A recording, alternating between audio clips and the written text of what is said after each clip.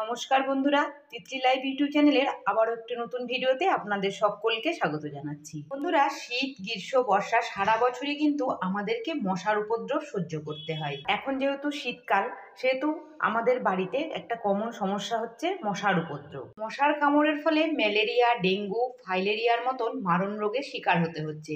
এমনকি সাধারণ জ্বরেও আমরা আতঙ্কিত হয়ে পড়ছি।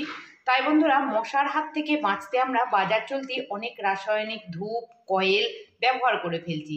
তার ধোঁয়া আমাদের শরীরের মধ্যে প্রবেশ করে হাঁপানি, শ্বাসকষ্টের মতন বিভিন্ন সমস্যার সৃষ্টি করছে। তাই বন্ধুরা, আজ আমি আপনাদেরকে কোনো রকম সাইড এফেক্ট ছাড়া 100% কার্যকারী মশা তাড়ানোর একটি রেমেডি বানিয়ে দেখাবো। আর আমি যে পরিমাণে যতটা যে উপকরণ ব্যবহার করছি, আপনারাও কিন্তু সেই পরিমাণে সেই উপকরণগুলো একইভাবে ব্যবহার করবেন। এই রেমেডিটি আমি নিজে ব্যবহার করে উপকার পেয়েছি, তাই আজকে ভিডিওটির মাধ্যমে আপনাদের সামনে শেয়ার করছি। চলুন বন্ধুরা, দেরি না করে আমি ভিডিওটি স্টার্ট করি। আপনারাও স্কিপ না করে সম্পূর্ণ ভিডিওটি দেখতে থাকুন। বন্ধুরা, আজকে আমি যে মশা তাড়ানোর রেমেডিটি বানাবো তার জন্য নিয়ে নিয়েছি এখানে একটা ন্যাপথলিনের গুলি, আর নিয়েছি এখানে 2 টুকরো কর্পূর আমি নিয়েছি, আর নিয়েছি 4টে লবঙ্গ।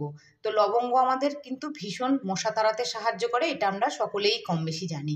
হামানদিস্তা নিয়ে নিয়েছি, তার মধ্যে দিয়ে দিচ্ছি ন্যাপথলিনের গুলিটা, আর এখানে যে কর্পূরের টুকরো দুটো রেখেছিলাম সেটাও নিয়ে নিচ্ছি, আর এখানে যে লবঙ্গ 4টে রেখেছিলাম সেটাও দিয়ে দিচ্ছি। এবার একটা আমি সুন্দরভাবে গুঁড়ো বানিয়ে নিচ্ছি। বন্ধুরা, এখন আমি লবঙ্গ, কর্পূর আর ন্যাপথলিনটাকে খুব ভালো করে কিন্তু একটু গুঁড়ো করে নিয়েছি। যদি গুঁড়ো করতে যাওয়ার সময় মনে হয় যে লবঙ্গটা গুঁড়ো করতে একটু অসুবিধা হচ্ছে, সেক্ষেত্রে একটু গরম তাওয়ার মধ্যে দিয়ে লবঙ্গটাকে নেড়ে নেবেন, দেখবেন খুব সহজভাবে কিন্তু গুঁড়োটা হয়ে যাবে।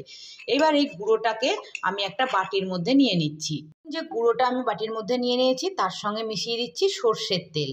এখানে বন্ধুরা 2 টেবিল চামচ মতো সর্ষের তেল কিন্তু ব্যবহার করতে হবে। খুব ভালো করে একটু তেলের সঙ্গে সমস্ত গুঁড়োটাকে একটু একদম মিশিয়ে নিচ্ছি, যাতে করে কোনো গোটা না থাকে। বন্ধুরা, আমার ভিডিওগুলো যদি আপনাদের ভালো লেগে থাকে তো অবশ্যই একটু লাইক করবেন, আর রেমেডিগুলি বানিয়ে দেখবেন, অবশ্যই আপনারা উপকার পাবেন। আর উপকার পাওয়ার পর আমাকে একটু কমেন্ট করে জানাতে কিন্তু একেবারেই ভুলবেন না। আর প্রচুর শেয়ার করুন, যাতে করে আপনার মতন আমাদের আরও বন্ধুদেরও রেমেডিগুলি বানিয়ে ব্যবহার করতে সুবিধে হয়। বন্ধুরা, এখন যে আমি গুঁড়োটা বানিয়েছিলাম সেটাকে কিন্তু সর্ষের তেল দিয়ে খুব ভালো করে একটু মিশিয়ে নিয়েছি। এইবার যে উপকরণটা আমি দেবো সেটাই সব থেকে কিন্তু ইম্পর্টেন্ট। এখানে আমি এবার ব্যবহার করছি তারপিন তেল। তো তারপিন তেল আমরা যে কোনো হার্ডওয়্যারের দোকানে খুব সহজভাবে পেয়ে যাব। এখানে 2 চামচ তারপিন তেল কিন্তু ব্যবহার করতে হবে। এখন তারপিন তেল দেওয়ার পর সমস্ত মিশ্রণটাকে আরও একবার চামচের সাহায্যে ভালো করে এইভাবে একটু মিশিয়ে নিতে হবে। আমার চ্যানেলে যদি কোনো নতুন বন্ধু এসে থাকেন তাহলে চ্যানেলটিকে একটু সাবস্ক্রাইব করে নেবেন, আর পাশে থাকা বেল আইকনটিকে একটু প্রেস করে নেবেন। দেখুন বন্ধুরা, এখন তারপিন তেলটাকেও কিন্তু খুব ভালো করে মিশিয়ে নিয়েছি। কি হয়, আমরা যে ধূপ বা কয়েল মশা তাড়ানোর জন্য ব্যবহার করি সেটার একটা উগ্র গন্ধ থাকে, তার জন্য আমরা কিন্তু অনেকেই গন্ধটা সহ্য করতে পারি না। এখানে নিয়ে নিচ্ছি আমরা যে বডি স্প্রে বা সেন্ট বাড়িতে ব্যবহার করি, সেই বডি স্প্রে বা সেন্ট এখানে একটু এইভাবে স্প্রে করে নিচ্ছি। তার ফলে কি হবে, মশা তো যাবেই, আর সেই সঙ্গে একটা খুব সুন্দর গন্ধ কিন্তু আমরা বাড়ির মধ্যে পেয়ে যাব। এখানে আমি এখন বডি স্প্রেটা দিয়ে খুব ভালো করে একটু মিশিয়ে নিয়েছি। চলুন এবার দেখাবো এটা কিভাবে আমরা ব্যবহার করব। বন্ধুরা, বাড়িতে আমরা মশা তাড়ানোর জন্য এইরকম কিন্তু তেল সবাই ব্যবহার করি, আর এটা যখন শেষ হয়ে যায় তখন এটাকে ফেলে দিই। এখন থেকে আর ফেলে না দিয়ে এটার ভেতরে এখন যে রেমেডিটি আমি মশা তাড়ানোর জন্য বানিয়েছি সেটাকে একটু ভরে নিচ্ছি। এখন সমস্ত রেমেডিটিকেই ফাঁকা বোতলের মধ্যে ভরে নেওয়ার পর এবারের যে মুখের অংশটা থাকে সেটাকেও কিন্তু এইভাবে লাগিয়ে নিতে হবে। চলুন এবার এটাকে আমি কিভাবে ব্যবহার করছি সেটাও আপনাদেরকে দেখিয়ে দিচ্ছি।